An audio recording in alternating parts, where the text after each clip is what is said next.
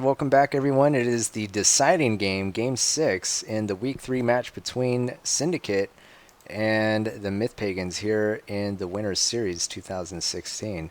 It's tied up 2 games apiece with the tie.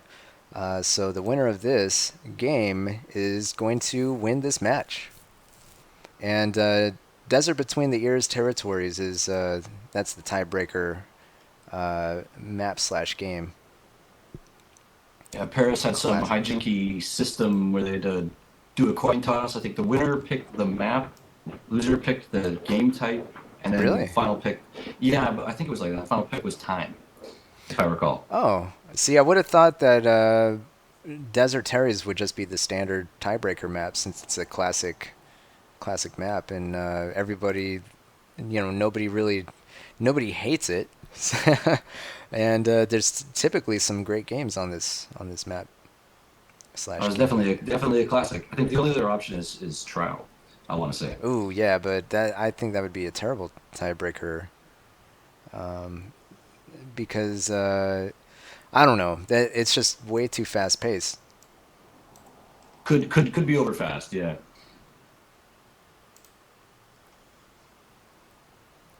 And Desert Terry is one of my favorite uh, myth map/game types.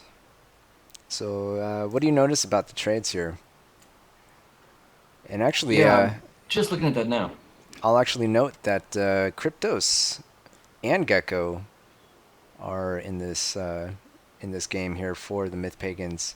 So I would have to say Syndicate pretty magnanimous in allowing Cryptos to sub here. Cryptos, he's on their team. Oh, is It's he? official. Oh yeah. Oh, I wasn't aware of that. So yeah, I assumed he was a substitute, but that makes sense. I Yeah, wonder some why he's last minute trades. I wonder why he sat out the previous game. Yeah, good question. So note few archers for LSO here. Yeah, only 8 looks like. No, 11. And it's gonna be significantly more here for the Syndicate. I like archers here, so I don't know why, but only 14. So it's not too many more. Only 3 more. LSO went more dwarves by the looks of it. Well, let's see. There's 4 dwarves here for Syndicate, and how many for LSO? Oh, he's got 7. Really? 2, 4, 6. I see at least 6. I don't see the 7th. Oh no, there it is. Yeah, you're right. 7 dwarves to how many did I say? 4? Yeah, not as many. Needless to say, I see 3 over there. They're dropping their sats. Yeah, there's 4 Wonder what on they're gonna do about there's 4 on Husk. Syndicate. So that's interesting. I'm not really sure if I like that because dwarves, if you have the dwarf advantage, you know, that only really works if you have the archer advantage. I'm guessing he dumped the points into melee. Who? The Syndicate? Scary Owl, I was thinking actually. Oh. Mm, we don't see too much thrall here from him, so I don't know. Yeah, Paris definitely getting a few thrall. Yeah, thrall actually I like thrall on this map. They're slow, but they soak up a lot of damage, and they can zone out and protect some of your more sensitive units. Notice the discrepancy on Pus too. Looks like Paris trading for quite a bit less. That's true. Yeah, I didn't notice that. That's a good point. I'm not sure what the motivation is there. Granted, Pus is kind of risky. If they don't connect, or if your Pus goals are taken out before they're able to be useful, then that is the opposite of what you want to happen. You're banking on those Pus making big plays for your team. I was wondering if he was going for a white strategy or something, putting some whites in, but I don't see anything. Yeah. I mean, that's a fair thing to wonder. I don't see that either. Demolition's going to take the mid here with adrenaline, but they're going to back up a little bit once they realize that they don't want to go too deep and put themselves in a vulnerable spot. Although they do want to, they keep pressing because they want to make something happen with against Falcon here. A Puss goes down, but actually Falcon misses completely, and Falcon in return is going to have 4 of his archers pussed, and that's going to set him up for looks like adrenaline to take out. Although he only manages to snipe one. He does take out the other Puss goal though. It's an interesting start. Meanwhile, in the north, you've got Kryptos is getting he's getting And attacked pretty hard here. and the thing is, Demolition's able to pick up that dropped Puss goal. It doesn't get set off. So yeah, Kryptos is wandering in, although he is in a tough spot. There's so much thrall, and their backs are turned to these archers, so they're gonna be picked apart. Kryptos and Lord Scarial are basically just cannon fodder at this point. Yeah, I mean that was look at the percentages, That 20% difference here. that was a tough spot to be in. Yeah, 20% difference. Myth Pagans basically collapsed in the north. You note Rar on the south taking his time, but he's going to start pushing now. South is more of a stalemate situation, but at this point, Toxin. Oh, what was that? Did you see that? Some Now I'm watching huge, the mid here. some huge pus or something going down. Oh yeah, nice little trade. 78-63 point. Yeah, and that dwarf does end up getting sniped. In the mid, Myth Pagans are going to have to maybe pull a defensive effort here on this flag. Killer King has come from the south, I think, to try to relieve the mid. But the other thing to keep in mind is Paris's huge warrior pack is just closing in here. Oh, he's going to go to town. Yeah, their only hope is LSO. LSO does get a shot off. It does do some damage. Some damage, yeah. A Puss does go down, but it might be a little bit late here. He does get 4 kills. Samuel's going to try to prevent Paris. Oh, yeah, they are able to hopefully turn around. Although, okay. Flag. LSO survives the assault from Argos. Yeah, there is quite a lot happening. Killer King is going to back away, though, from this flag, and that actually might not work out very well. Lord Scarial trying to still keep Paris at bay, but without their archers helping. Oh, some friendly fire there from Argos. He actually takes out Paris's offensive warriors. And I mean, the Syndicate only needs to tag the southern flag at this point. That's right. Yeah, nobody's tagged that flag. And Samuel's here, but there's only so much he can do, is particularly against this wall of archers from Akira and Wank. And there's archers. He's getting separated from his team by Adrenaline's archers as well. So he's kind of in a tough spot. He can easily be surrounded. And actually, Killer King loses a couple of archers there to Adrenaline's offensive dwarf. And it's looking pretty bad. I think these... The Gecko is getting blown up, and I mean, he's noticing the flags here. They're still about 20% down, even with their massive defense in taking out Paris. Oh, huge shot on Samuel. Samuel's trying to make something happen, but he does manage to survive with one dwarf. He might be able to take out Argos here with a lucky bounce. He does. So he manages to survive for now, but it's going to be tough for him to overcome this these archers kind of... Oh, yep, and actually Samuel is taken out. So the mid here... There's a beautiful dwarf glove happening there, yeah. Yeah, the mid there does end up being cleaned up on the side of the Myth Pagans, as they just have this one remaining flag and a few units from Toxin spreading out, trying to take some more flags. Contested. Paris calling the game here, Falcon conceding, Samuel. Well, if you look at the percentages, it's 40% to 16%. Yeah, I don't think the Myth Pagans have what it takes to turn this around. Just systematically destroyed. Flag. I think everyone ended up losing their their respective conflicts, except for Samuel. And yes, he had the damage dealing units, but there's only so much he can do in that situation when he's basically by himself. I think LSO was there as well, but nobody else was there to use the leverage from those small gains into a larger victory. Yeah, and the Syndicate, like I say, systematically here, they're taking their time, just rolling out. And they could have tagged that Southern flag at any point in the end of the game.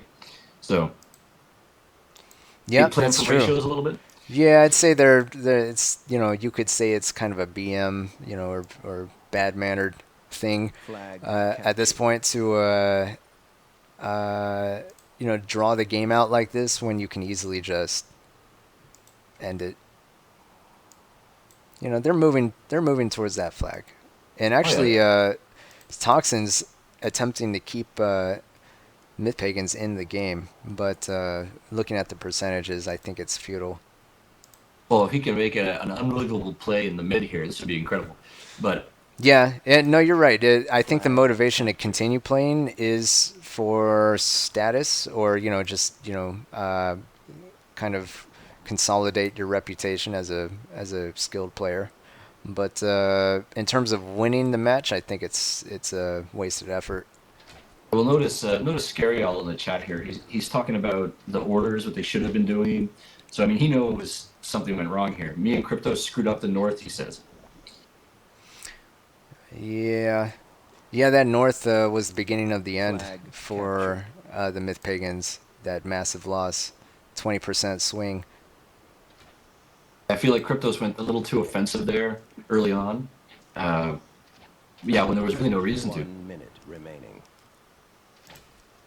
Yeah, it's curious. I'm not sure. Toxin does end up getting sniped. There's just too many archers here. Too many archers remaining for the Syndicate. And I think Adrenaline, Flag captured. with the calculated friendly fire there, trying to bounce that, trying to make an amazing play happen with the bottle bounce. Didn't work out as he had hoped, but it was still a good effort. Can 30 Toxin seconds. squeeze a little more damage out of this? Nope. And he ends up getting taken out, and the game and the match are over in favor of Syndicate. Paris actually -7 damage. Yeah, he wasn't able to make that warrior pack count at all. You could say he created some space though for the rest of his team to operate unhindered, as he tied up Samuel. So Samuel wasn't really able to do much for the Myth Pagans. And actually, you're gonna have to look online to see the damage figures, since there were some drop players there for the Myth Pagans. But Oh yeah, that's where you got to stay in the game, gentlemen. I guess they knew it was over, and they didn't really want to. They didn't care to uh, use their time in watching the end of the game. I don't know. I don't know. But if we look at the damage figures for the Syndicate, we can see Akira, Adrenaline, and Wink had most of the damage there. Almost all the damage, I would say, actually. Yeah, Um, that's a core, heavy hitting core right there. oh yeah, yeah. Those three players managed to they managed to basically spearhead the Syndicate effort and win their team the game in terms of taking apart the opposition. Was it RAR and Demolition in the south for the Syndicate? I know it was RAR in the south. Let's see. Well, I'm not really sure, but if you remember, the South was what saw the least amount of action. Yeah, doing their part there. Just playing the stalling game in the south. Well, the mid did most of the work. Well, I'd say the North did most of the work, and the North collapsed onto the mid, and that basically at that point the Myth Pagans were in panic mode, and they weren't really able to turn around the deficit, the huge deficit that they had sustained by losing that North force. Yeah, classic pincer maneuver. Yeah, yeah. I'm not really sure what to chalk that up to. I didn't really see how that north battle was initiated, but it looked like they had some pretty deplorable positioning as their warriors had their backs turned to the enemy archers, trying to clean up those thrall, which are low priority units. It just You're in was a unfortunate. they're in a tough position here. I mean, the LSO's team, the Pagans, right? They know they're up against some pretty powerful body count players on a map where they'll have every advantage for that. I feel Right. like maybe they needed to plan this one a little bit more, but it was sudden death, right? Yeah. They had Yeah. to make something happen. Yeah. I don't think LSO was prepared for this. Like, I don't think he came into this match thinking that they were going to be playing a tiebreaker game. So I think it was quite a surprise for him, and I don't think he traded optimally for his team to succeed. And I think having the archer deficit really sank their chances. Yeah, I'm looking at Akira's archers here. I mean, he did some great work, like 4 kills. This one archer, Pierre, has like, what's that? 7 kills. 7 kills on a single archer? Where are you looking? Oh my god. Yeah, you're right. Holy cow. That's pretty amazing. That's almost half his kills. Yeah, one guy. Those archers more than paid for themselves. Yeah, Well, again, the distribution reflects it. Paris knew just how to do what they did best, and yeah, Paris ran in there. Like I said, he didn't really get much done. He mostly just got destroyed. But on the other hand, that did create a diversion. I guess at that point he could afford to throw all his warriors away if it resulted in gains elsewhere, and that's exactly what happened.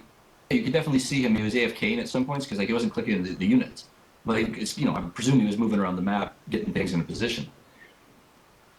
Well, if you recall, he had a huge warrior pack. It must have been comprised of 12 warriors or something, and he was running in, and was it LSO and Samuel? They were attempting to repel it, and they succeeded. And so Paris basically lost all his units, and some of those warriors were lost to friendly fire. I think it was Argos or somebody took him out on accident. But that, like, if you look at his damage, -7, that's going to be from melting whites. So he wasn't able to accomplish very much in terms of damage with those warriors, but running them in like that may have uh, purchased an advantage for his team elsewhere by tying up the units that he was rushing.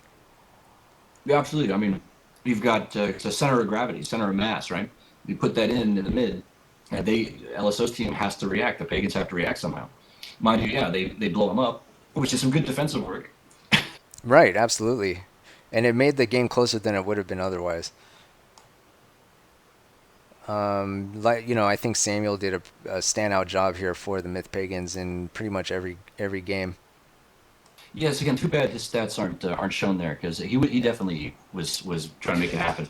Yep, you got to go to the website, Gate of Storms, and click on the. I'll have the information in the video description.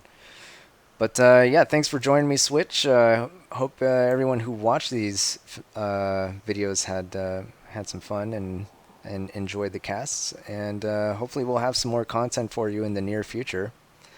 And this is going to be New Mutators signing out. See you in the next match. Yeah, thanks for having me on, man. No problem. Game over. We'll see you tomorrow. Yeah.